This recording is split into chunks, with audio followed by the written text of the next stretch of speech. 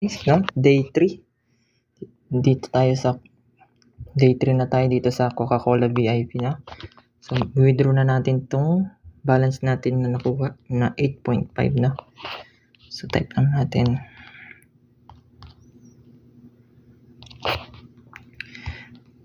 Then, lagay lang natin yung password natin, no?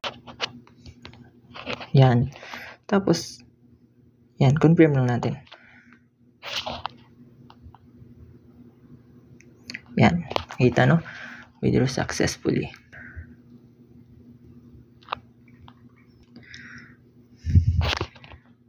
Wait lang natin to. Siguro mga 3 minutes, no? Marireceive na natin yan. Yan, processing na siya, no? Processing na yung ating withdraw na 8.5 USDT.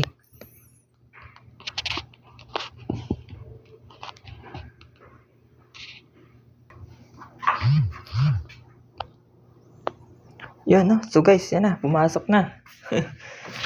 So, another day, another paldo. Dito lang yan sa Coca-Cola VIP. Super legit. Kaya try nyo na.